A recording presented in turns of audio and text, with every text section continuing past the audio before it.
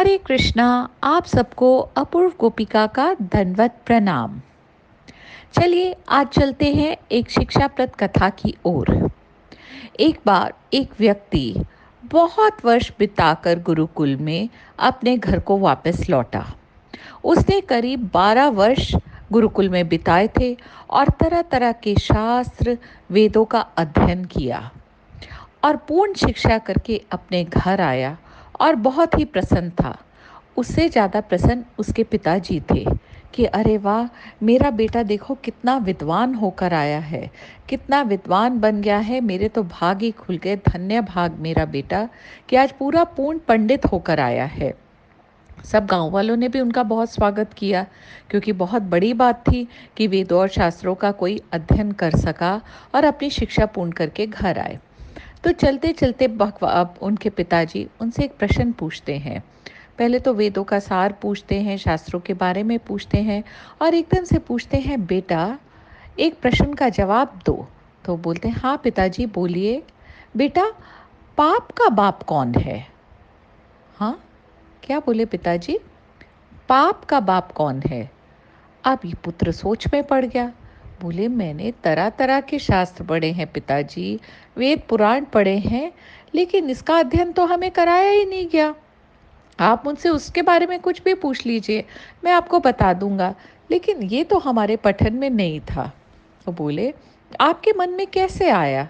तो पिता ने कहा, बस ऐसे ही आ गया कि चलो पूछूं कि इस संसार में पाप बढ़ता जा रहा है, लेकिन क्यों बढ़ता जा रहा है? इस पाप का बाप है कौन? तुम ऐसा करो, अगर तुम्हारे गुरुकुल में नहीं सिखाया गया है तो तुम जाओ इसकी खोज करो, खोज करके आओ और जब इस प्रश्न का उत्तर मिले तब वापस आना। तब मैं समझूंगा तुम्हारी शिक्षा पूर्ण हुई और तुम अपना जीवन सफलतापूर्वक बिता पाओगे। तो पुत्र ने पिता की आज्ञा मानकर वो चल पड़े। बहुत खोजबीन की, तरह तरह के लोगों से पूछा, लेकिन इसका कोई जवाब ही नहीं मिला। थक हार कर वो एक मकान के आगे आकर बैठ गए। जब बैठे तो उन्हें बहुत प्यास लगी थी। तो उस घर की स्त्री बाहर आई और बोली, कुछ चाहिए? तो बोले, हाँ मुझे बहुत प्यास लगी है, एक गिलास पानी पिला दो। कहा, जी लाती हूँ। तो जब पानी पी के हटे, गिलास देने लगे तो उनको शक पड़ा। उन्होंने कहा, तुम कौन हो देवी? तो उन्होंने कहा कि मैं आपसे छुपाऊंगी नहीं, मैं एक वेश्या हूँ। छी! क्या? एक वेश्या के हाथ से मैंने पानी पी लिया? ओ हो, मेरा तो धर्म भ्रष्ट हो गया। पता नहीं मुझे कितनी बार गंगा में डुबकी लगानी पड़ेगी। अरे मैं ठहरा पंडित आदमी, वेद शास्त्र पढ़ने वाला, और आज मैंने एक वेश्या के हाथ से पानी पी लिया। छी छी निर्लज, मुझे पानी ना ही देती, बता तो देती, ये तूने क्या कर डाला? तो वो वेश्या बहुत डर गई। बोली, सुनिए पंडित जी, एक मिनट सुनिए तो सही। आप आप थोड़ा शांत हो जाइए। अरे कैसे शांत हो जाऊं, मेरा तो जीवन बर्बाद हो गया। रुकिए तो सही, देखिए इतनी धूप पड़ रही है, पानी तो आपने पी लिया है, क्यों ना मेरे आंगन के पेड़ की छाया में आप थोड़ी देर बैठ जाएं। चल, छी, तेरे पेड़ की छाया में बैठ जाऊं, सवाल ही नहीं उठता। बोली, देखिए मैं ठहरी वेश्या, मेरे घर तो कभी इतनी पवित्र आत्मा आज तक ना आई।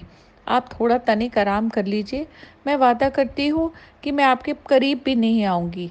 और चूंकि ब्राह्मण मेरे घर आए हैं, मेरे पास 5 सोने की अशर्फियाँ हैं, मैं आपको देना चाहती हूँ, परंतु आप थोड़ी देर बैठिए पेड़ के नीचे और आने का प्रयोजन बताइए, आप क्यों भटक रहे थे?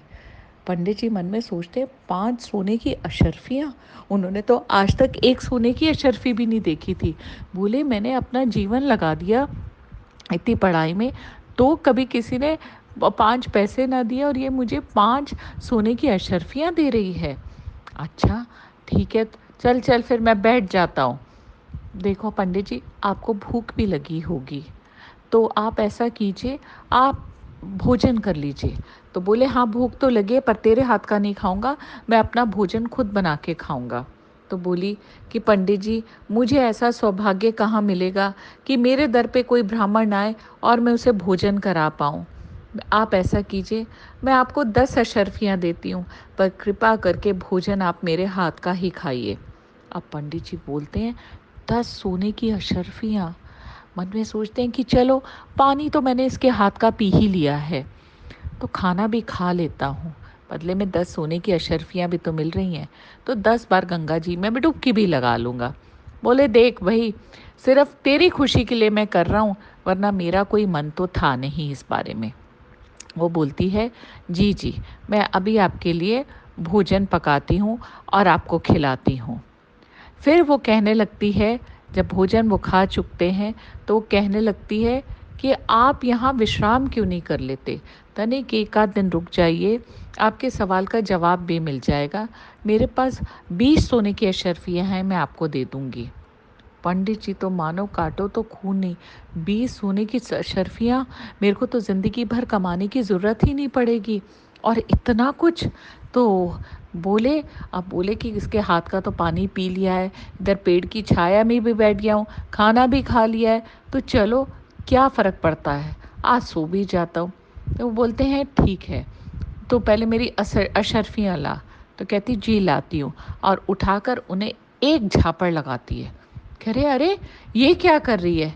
कह रहे पंडित जी, पहले तो आप इतना बिफरे कि पानी की मैं वेश्या के हाथ का पानी पी लिया है और आपको गंगा स्नान करना पड़ेगा, आपका धर्म भ्रष्ट हो गया।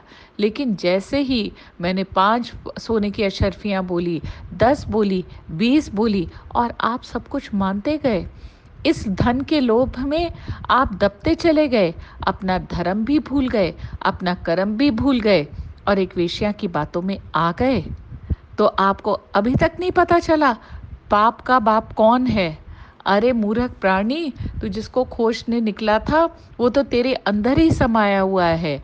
पाप का बाप है लोभ, जिस लोभ में तूने अपना धर्म भ्रष्ट कर लिया।